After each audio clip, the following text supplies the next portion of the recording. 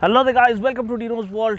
I am bringing you the review of the Ntorq Race XP 125, one of the most trend-setting scooters in the 125cc segment since its very inception and its very launch. Now, what makes the Ntorq 125 so special and what makes it stand out from the rest of the competition? Let's find out in this review.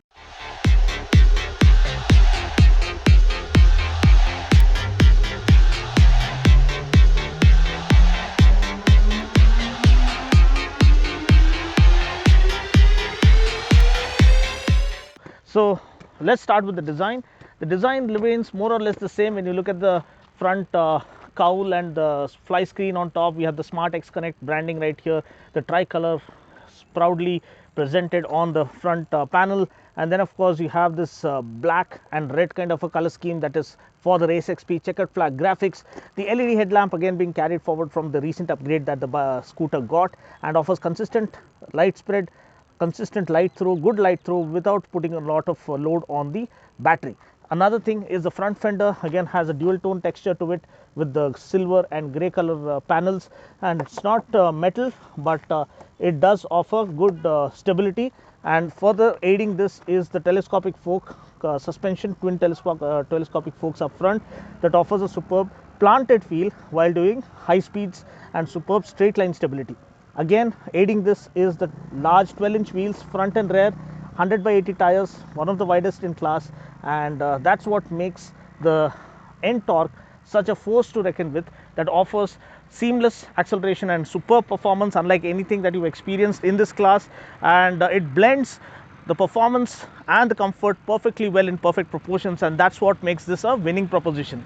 Next, you also have this kind of a chin splitter right here, chin spoiler, which gives you an idea that this is more performance focused and race focused and sports focused scooter, a proper motor scooter. I love the attention to detail with the carbon fiber cues right here with these chin skirts. And then of course you have the 125 Race XP branding right here, RTFI, which stands for race tuned fuel injection, that offers a perfect mixture of air fuel mixture, precise air fuel mixture to offer best in class mileage. Then you have the Ntorq branding and the checkered graphics right here. Pedal disc, 220 pedal disc to offer good stopping power and reduces the overall stopping distance by offering consistent and safe braking mechanism. And of course, next, moving to the profile, here you have a good quality seat, because scooter is more about comfort and daily utility. You have this carbon fiber cues given here as well. I wish they had extended it all the way, but you have a slightly textured pattern seat to make sure that the rider doesn't slide forward while hitting the brake. Very spacious seat for the rider and the pillion, and comfortable seat, premium quality foam being used and double stitching being used, and you have the carbon fiber cues blending in here neatly as well, so this gives a neat touch. Then you have the 3D branding in brushed aluminum finish, Ntorq 125 Race XP, and the graphics really go well, and the matte black finish looks ultra premium. You have good quality pillion footrest. And talking about the engine, you have a 3-valve engine, 125cc, 10.2 bhp of PS of max power, and 10.8 Newton meters of max torque, which is best in class. Power and torque figures, one of the best in the 125cc class. And next, talking about the design, I love the aluminum grab rails that have been used. Very premium quality fit and finish and build quality that has been offered with the Ntorq right from the beginning, day one. And then you have a neatly placed external fuel lid that can be opened from the key slot right there. Then I love the SWAT cat kind of tail lamp this thing design. If any of you 90s kids out there will remember SWAT cats, and it looks that squadron kind of a logo and looks absolutely new age and sporty and amazing. I wish they had offered LED turn indicators and as standard, or maybe they have saved it for a future upgrade. You also have these kind of, again, carbon fiber branding right here, carbon fiber cues right here with the kind of exhaust vents being offered here, but these seem dummy vents. But overall designing is well ahead of its class and very futuristic and sporty. Again, the exhaust here looks like a pulse cannon from the Doom gaming franchise, and it sounds amazing. One of the best exhaust sounds in the scooter segment, in the 125cc segment. The red alloys also look good, and one thing to note here is this is one of the few scooters to offer 12-inch rear wheel as well. Most of them offer 12-inch front wheel, but only a 10-inch rear wheel, like Activa 125 or the Axis 125 offer only a 10-inch rear wheel. But this one offers 12-inch rear wheel and 100 by 80 tire. It's a wide tire, and these are Remora tires, so offer superior road grip even on wet surfaces. So talked about this thing. Another important thing when it comes to scooters is the leg room. Now you can see here ample amount of leg room for the rider. I'm 5 feet 6.5 and I have ample amount of leg room still, even for taller riders. And being average height male, I can plant my foot down easily. Both the foot can be planted flat foot on the ground. So this offers for easy commuting and more comfort and more confidence while flicking it around in the city. Now perfect serving as the show foundation is the tubular underbone chassis, which offers rock solid high speed stability. Top speed claim is 98 kilometers per hour. I've done up to 105 on my own Ntorq, which is the first generation Ntorq, and this is the only scooter that can give some of the motorcycles a run for their money. This is the same scooter we've used for several tracking shots of superbike shoots that have been featured on my channel, so you can get an idea as to how consistent it is with its seamless acceleration and rock solid high speed stability. So comfort, performance and new age features, like you can see here, the Speedo console. If you can focus a little bit on the Speedo console, here you have the full digital panel with race modes, and you have riding modes as well here, which can street mode and race mode, which can be switched accordingly, race mode and this thing. Then you have the street mode. So earlier it was only the display that used to change. Now they say this is with riding modes. So that's a good this thing to have on board, that changes the engine performance. That I'll check while I was doing a scooter vlog. And then of course the switch gear, if you can see, you have the hazard light switch included, which is a really good inclusion for those who like to take this as a touring option.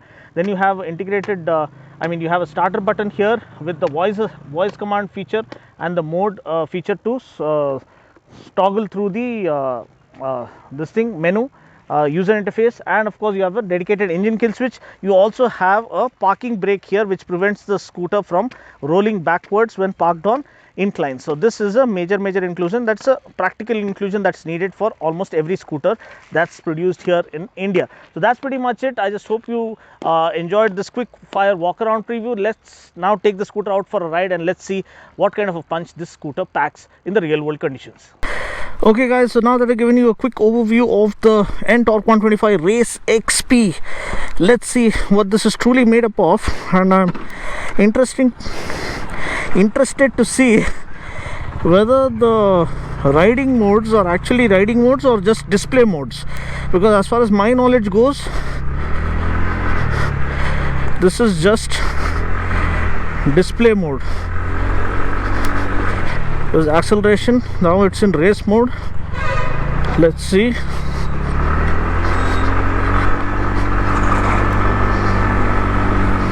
Okay, that's the standard constant acceleration that we get from the Ntorq. Okay, so off we go in street mode. Yeah, it is a little less responsive in street mode is what I feel. Let me immediately change the mode, throttle down. Race mode, it's there, but you can't say it's night and day kind of difference. Initial pickup is better in the race mode, but having ridden the Ntorq for over the years, it all feels the same to me. But ultimate handling characteristics, the underbone tubular chassis structure is rock solid and superb handling. When I first rode the Ntorq, first reviewed the Ntorq, I was blown away by the kind of handling characteristics it had on offer. No other scooter offered this kind of blend of comfort and performance, because Aprilia is really good in terms of performance, but in terms of offering comfort at the same time, it falls short, because suspension is way too stiff, the seat is too hard. But here suspension is well sorted and the seat is super comfortable. So that is what makes the very bad road here. So let's just cut off. There's no point vlogging here. Rough patch of road is over. Now look at the overtaking capabilities of the Ntorq. It just overtakes anything and everything in a flash. That's the kind of torque. 10.8 Newton meters. You got truckloads of it in terms of scooter segment. Wow, look at the stability, the way that it holds the line. So this comfort is what I like, the way they've blended the comfort into the performance. It's a very rare combination, and when you find that, your joy knows no bounds, because you have all the power and torque and pickup right at the ring of the throttle, and then you also have the comfort and ease of a scooter, like with the ultimate cushion foam that they have offered. It's really satisfying. Let's turn around here. Great agility and handling.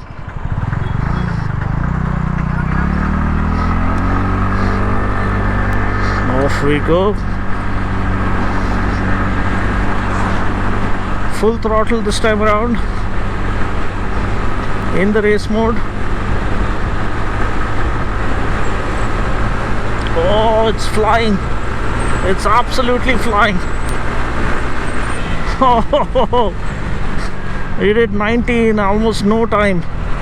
That's the power of Ntorq. I mean, literally, you have to be happy, feel proud that an Indian manufacturer is scaling up the game against against the odds and against the other manufacturers. But really satisfied with the build quality, and I stand convinced as an owner of Ntorq. That's why I feel so happy and so joyous that there's nothing like the Ntorq in the segment. Yes, you have the other big scooters, maxi scooters, that are slowly creeping up now. So hopefully TVS will also come up with one soon. But currently this is a winning proposition for TVS, because the scooter itself kind of does the talking for you in terms of performance and stability and equipment and the new age features with the connectivity and stuff. So with the voice based command, you might be wondering what is included. So you can't just talk to the scooter like start or stop, something like that. You can say, like, once the app is opened up and paired with the scooter, you can say find the nearest hotel or find the nearest restaurant or find the nearest fuel station, something like that. So that's where the voice command feature comes in, is what I'm being told by the showroom guys. So but still, that's really good. Just like the connected car feature, now connected scooter is something that people are looking forward to, and good to see TVS paving the way. They've always tried to include that Bluetooth connectivity right from the word go. A rough patch right here.